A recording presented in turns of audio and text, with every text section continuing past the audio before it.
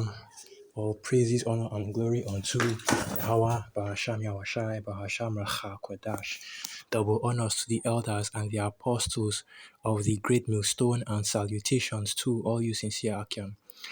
And it's your brother Bawan back again with another video. And what I'm going to go into, this is a little bit late because time has already passed for this video. Okay, and I thought of doing this video a while ago, but I've completely forgot. But I still believe that it is important to put out this video. Okay, so basically, it's going to be a little bit of a self-rebuke, against myself. Okay, because recently, and of course, I'm already over it by now. Call Allah, how about Shami Awashai? But recently, over the course of a few months, I've been having these thoughts. Okay, of basically, and let's get that preset. I'm not ashamed to say it because unfortunately it is what it is. And I am guilty of this precept right here. So this is the book of Luke 9 verse 62, and it reads, "And Yahushua said unto them, No man having put his hand to the plow and looking back is fit for the kingdom of the Most High Yahweh Ba'asham Yahushua." So basically I've been having thoughts like that, thoughts of putting my hand to the plow and looking back. And what I was thinking was, what if I had never found the truth? What if the spirit hadn't woken me up? Okay. What if Yahweh Shanya had never revealed to me this understanding? I'd be looking at how my life would have been, and it's have been very different. Okay. And basically that's the spirit that I've been in right now, because now it is in this truth, man, catching hell left and right, up and down. Okay. Living in this situation where we're in right now in this truth. Okay. Now I was just thinking about what life would have been like without the truth, which is of course, wickedness. Okay. And that's a rebuke and a shame against myself for doing such a thing. So I'm trying to do this video to there was a bit of self-rebuke, showing that okay, I should never have had thoughts like that. But that's not the point, but that's of course the point of the video. But not going to just sit here and start beating on myself, but let's focus on rather edifying, through my error, through me going off. Okay, because when I was having those thoughts, just thinking about what my life would have been like. But the most important thing, okay, was that at the end of the day, no matter how much better your life would have been, quote unquote better, okay, or prosperous in this world, your life would have been if you had not woken up to the truth, if you had not become a man of the Lord, at the end of the day. And this was the conclusion of all of my thoughts of looking back after putting my hand on the plow, of thinking of what my life would have been like without the truth. The conclusion was always the same. It would have changed nothing, okay?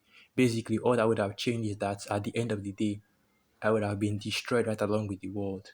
I would have been taken out by the missiles, you know, wiped out by the jab, okay? Because the only reason I didn't take that was because of this truth. I would have been put to death by that or some other way, shape, or form. Because without this truth, without me repenting, without me waking up and realizing I was an Israelite, the only thing I can see for myself in the world basically is death, okay? To be being put to death, by Yahweh Sham Yahweh.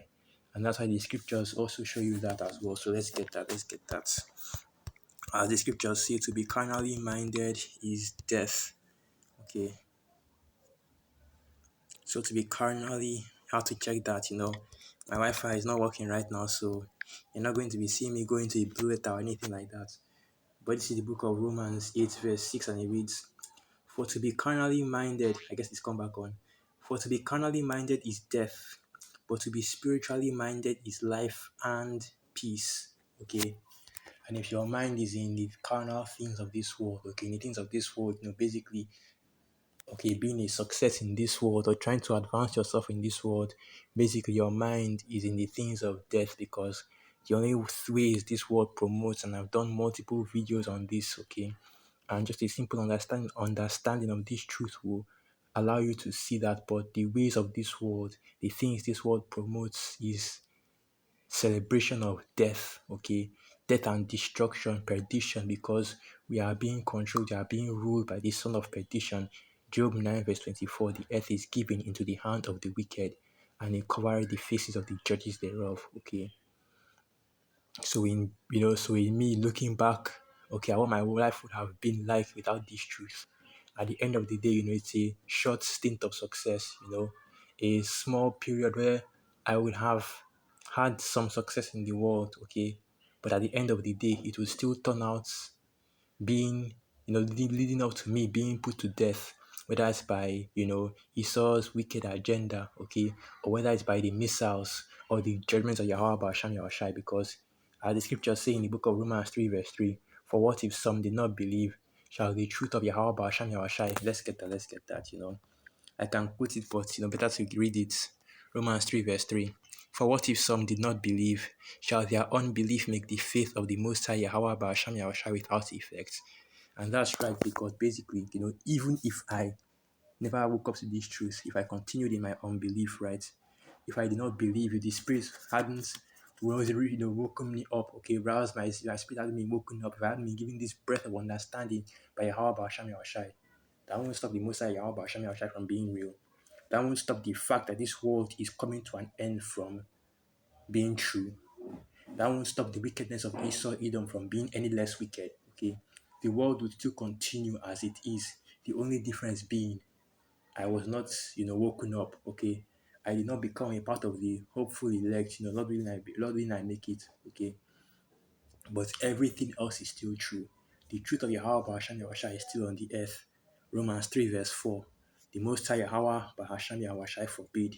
Yea, let the Most High be true, but every man a liar, as it is written, that thou mightest be justified in thy sayings and mightest overcome when thou art judged. Okay?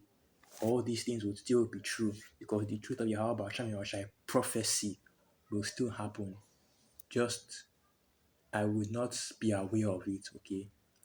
I would not have woken up and realized what is going on the earth. I would be blind and in darkness, just like everybody else in this world. Okay. And then when I realized that, okay, when I was thinking about how I'm going to go into this video, suddenly I realized that, then wait a minute, everybody that's in this truth that fell out of the truth, that basically either lost faith or lost patience. How could they? Okay. How could they? Because, I've been in this truth for what? 2 years now, and the amount of things that are happening, granted that, in this time that we're in right now, a lot of prophecies are going forth and the instruction is as clear as day, okay? But you have some people that were elders in camps, okay, that have been in the truth, multiple times over as long as I have, that have been face to face with the real men of the Lord and seen, okay, that the Most High is truly dealing with them, and yet they still fell off. But how could they? Because no matter how hard I try, man, I can't see myself, without this truth. I can't see myself prospering without this truth. Like I said, even if I was back in the world, I would just be back in the world, right, to be destroyed. Okay, that's what basically being one of, as the scriptures say, them that were born in vain, right? I would be back in the world just to be destroyed. Okay, just for that purpose, you know. So it just made me realize that a lot of these people that full out of this truth, man, they truly, truly did not believe. The spirit and power of Yahweh Basham Yahushai was never really dealing with them, because if it was, they would realize that there. And even the apostle Peter said that to our Lord Yahushai. To whom shall we go, right? Who shall we go to? It is this truth. It's Yahweh Basham Yahushai that has the word of truth. Okay, the Most High is in the is with the Hebrew Israelites, okay, specifically the great millstone. So where else can we go? Where else can we go for profits? Where else can we go for prosperity? Where else can we go to secure our own future? Okay, because basically, me seeing it, I have no future without Yahweh Hashem Yahushai, man. Okay, and I want to be delivered, and I want to be in those chariots as well. And the world is not. There's no profits in going back to the world. Okay, even though I was thinking about how basically I was planning on traveling. Okay, getting a master's scholarship in the UK before I came into this truth, man. And that was during the whole lockdowns and the situation that happened on the earth 2019 2020. Okay, I wasn't going to take Esau's juice, so I just decided to leave it at that and stay in Nigeria. Okay, but it is what it is, man. At the end of the day, as the scriptures say, everything that we've gone through, right? Let's get it. I think that's Romans the 8th chapter. Okay, it is no different from the glory that is about to be revealed in us, and I've forgotten how it goes, and that's why I have to get it. Okay, You have to bear with me. I've forgotten how it goes. The stuff here it is Romans 8 verse 18. So this is the book of Romans 8 verse 18. For I reckon that the sufferings of this present time are not worthy to be compared with the glory that which shall be revealed in us. That's basically it right there. Okay, what I wanted to say. No matter what we go through in this time, it's not going to worthy to become. It can't be compared to what you will receive in the kingdom. And even in the things that we're going through, man, woe is me, right? But we have to understand and we have to remember that it is a light affliction, okay? And in everything that we are going through, let me just get this first. 2 Corinthians 4, verse 17. For our light affliction, which is but for a moment, worketh for us a far more exceeding and eternal weight of glory. Okay. So, compared to what we are going to receive in the kingdom, which is an eternity of heaven, okay, let's just leave it at that because, whenever people think of heaven, nothing, no bad thoughts come into their mind. Okay, everybody already understands what the heaven would be, Okay, so an eternity of heaven, you should already know what that is going to be like to you, or as what that is going to be like. Okay, the six things which a man is, you know, six things which delighted. I've forgotten how that preset goes, but basically, these six things. It's like I've forgotten how that preset goes. I'm not really going to bring it out, but that's in the Apocrypha, one of them being what him that seeth the fall of his enemies, okay? I have to bring that out first and foremost because now whenever you think of heaven, most people in the world they won't think about that part, where we have the revenge because even the scripture showed as revenge is a part of our blessings, a part of the glory that will be revealed in us, that we will have the head of our enemies, basically our foot upon their necks, okay? But and not not but just continuing, carrying on. Okay, more. I just want to get a few more things to, just want to get a few more precepts. Okay, this one really, and I wasn't really thinking too deeply about all that. Okay, I just want to get a few more precepts, and I want to go into Matthew the sixth chapter, where it tells you to take no thought of what you shall wear or how you shall clothe yourself, or how about your child shall provide. But I wasn't really too worried about that, because I already have faith that the Most High will provide.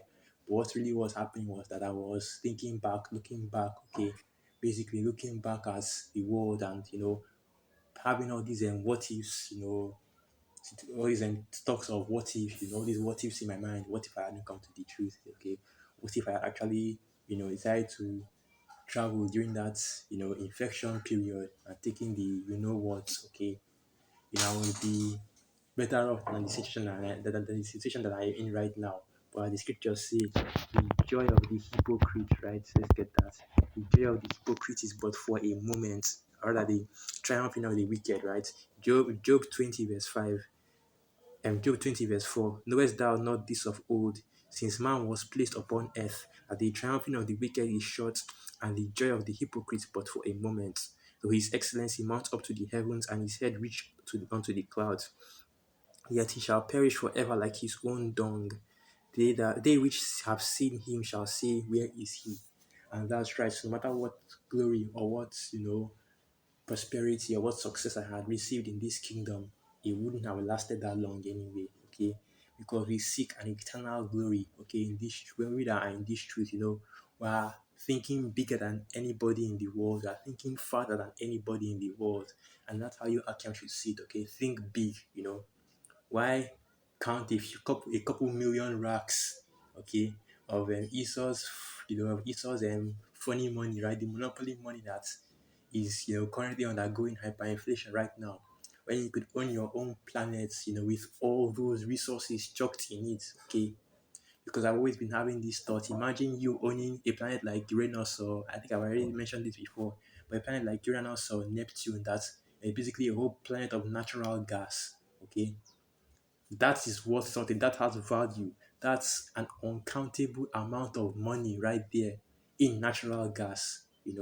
All you have to do is just sell it, and you have more riches than even these Rothschild Rockefeller types.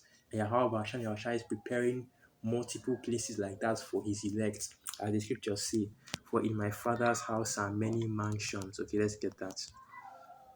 So this is the book of John 14, and I'll start from verse 1. Let not your heart be troubled. Ye believe in the Most High Yahweh, but Hashem Yahushai, believe also in me. In my father's house are many mansions. If it were not so, I would have told you, I go to prepare a place for you. Okay? And we are thinking big like that, Why ride Mercedes or a Bentley or a supercar? And you could ride a chariot, man. And the funny thing about those chariots is that if you want to turn your chariot into a Mercedes or another supercar or a Lamborghini or a Benz or whatever, you can do that, okay? And you can fly in space, you can fly underwater, you can dig underground, okay? The versatility is on a completely different level. Okay, there is more to gain from suffering in this truth than being in the world living like these rich celebrities of our people. Okay, and we that are of his elect, we shall receive, okay, greater than our people, because yes, the Israelites will receive a portion of the kingdom, but the Lord's elect will receive greater than they. Okay, that's just basically us that are in this trip. And I don't know about you, and I know for sure I speak for the rest of the Akia, but just as important as serving the Most High Yahweh Hashem Yahushai, okay, we also want to receive of the kingdom, okay, and receive for our lot and be of the elect, so that we'll be saved from this destruction and we'll be seen as worthy in the eyes of our Lord Yahweh Hashem Yahushai, because that's the main, most important thing, aside from all the riches and all the comeuppance and the new bodies. The most important thing to us is to receive the joy of our Lord Yahweh Basham Yahushai. So with that, I'll end the video right there. All praises, honor, and glory unto Yahweh Basham Yahushai, Bahasham Racha Kwadash, Wa Abad Babal. Shalom.